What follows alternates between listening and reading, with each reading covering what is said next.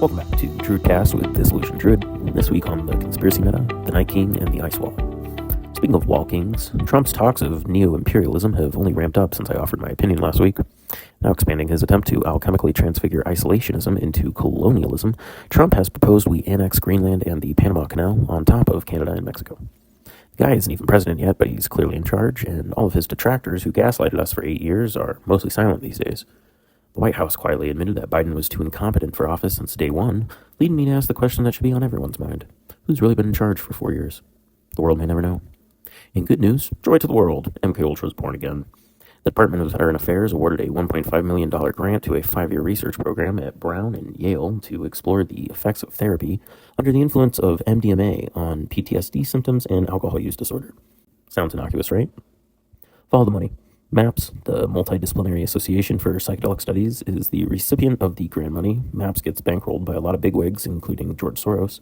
Brown was involved in MKUltra. Yale, besides being Yale, was also involved in MKUltra. And frankly, I just don't trust Rick Doblin and friends like Rick Strassman. Don't get me wrong. I'll advocate that under the right circumstances, psychedelics can have a therapeutic potential. But do we really need to trust the same people who are buying MKUltra to do it more ethically, less clandestinely this time? To quote a president, "Fool me once, shame on you. If fool me, we can't get fooled again."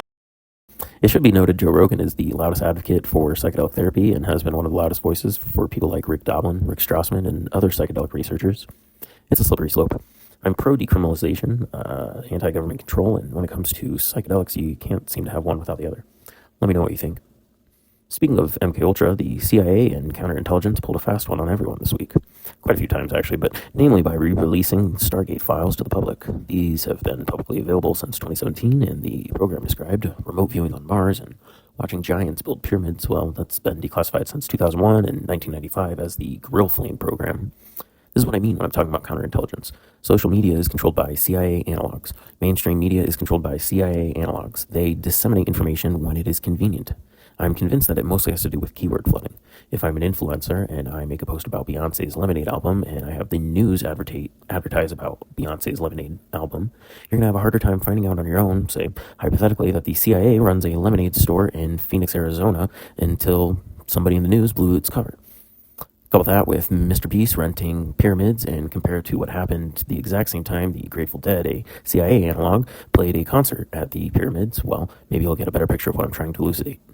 When someone is up to something these days, they flood the search engines, which stalls all investigation. Look over here.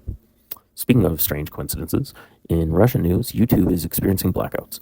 This stems back to last summer, but it's an old case of he said, she said, where Putin blames Google for throttling access to the country, while outside forces blame Putin for censoring Google from his citizens.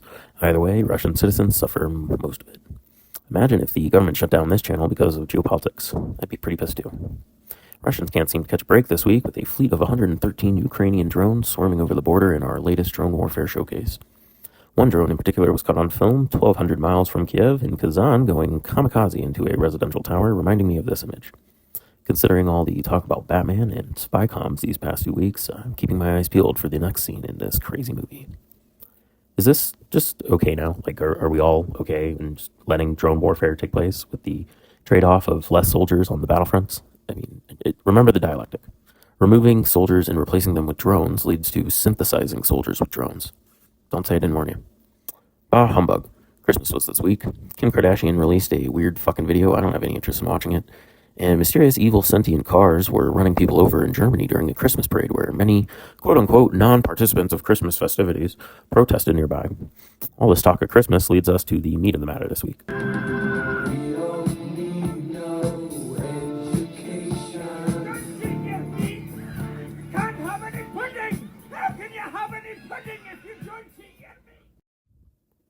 The Night King. Christmas. There's no proof Jesus was born on December 25th, but there's plenty of symbolism throughout antiquity about the end of December. The winter solstice, the sun standing still for 3 days and nights before beginning its journey to the northern latitudes again. This is a different hero's journey. Some of you may be familiar with my Meteorite cult theory. To sum it up very quickly, Nimrod was a proto-antichrist, the first king tyrant of the earth, the reason for the mystery cult's existence. His DNA may or may not be preserved to this day through various methods.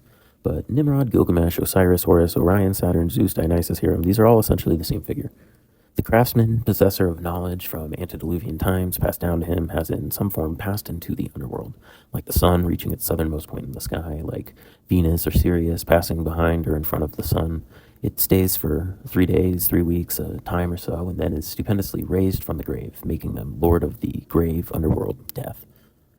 Every peoples on Earth has a form of this myth, some complex, some regionally specific, but almost all of them also retain some kind of relation with the Orion constellation in the sky. At this time of year, Orion is prominent in the sky in the early evening until the early hours after midnight, its most visible time of the year. Orion is almost perfectly opposite the Sun at this time, housed in Ophiuchus and Sagittarius, the gateway to the center of the galaxy, all equally important in symbolic meaning. The ancients had deep knowledge of this astronomy, evident in their remnants and myths still to this day. The celebration of the day of Christmas predated Christ by thousands of years. It is the birth of Nimrod being celebrated, the once and future king, the hero, the hunter, the cultivator, the giant, who climbs the tower in the sky from the place our soul enters this world to the peak of the firmament, only to fall back down again and start over. This is the basis of all world religions, the mystery teachings, the hero's journey. God doesn't want heroes, though.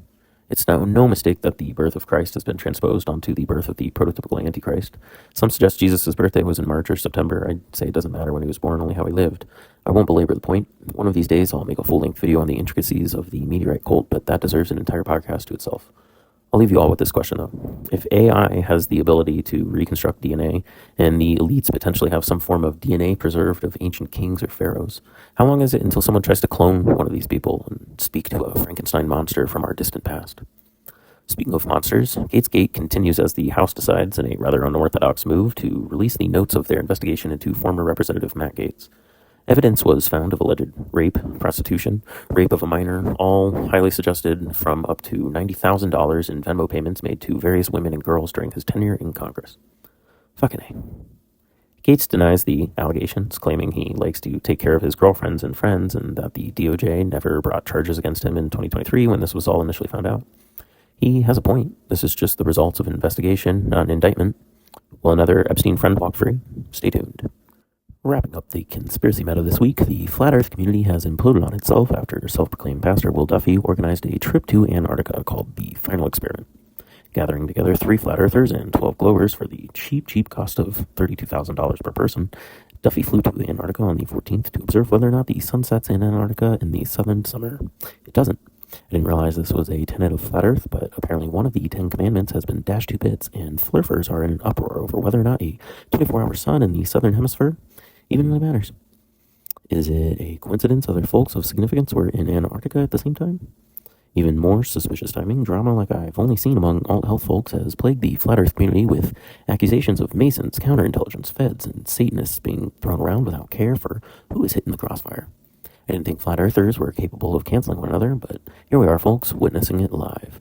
Some of these people have some good points with their accusations, other times not so much. Whether it's grasping for straws or making solid points, I do find it interesting that 3 weeks ago I reported on counterintelligence within conspiracy communities. That video most assuredly made its way to one of these mudslingers, and now Flat Earth is on fire with trying to cleanse its ranks of spies. It goes to show you, confidence in reality is at an all-time low. Personally, I'm not an orthodox flurfer, although I value healthy exercises and skepticism. I think we live inside a concave hollow Earth with outer space as inner space, and even then reality is likely just a stereographic projection, but that's talk for another day. That's it for this week. Things are moving. While the world takes a collective sigh during the internationally mandated holiday season, know that the wicked never rest in their plans. 2025 is going to be a good one. Watch out for AI this year, and once again, don't trust everything you think is real. We're past that, unfortunately. Like, share, follow, subscribe. Otherwise, keep seeking, truthers. You can find the answers you're looking for if you look hard enough.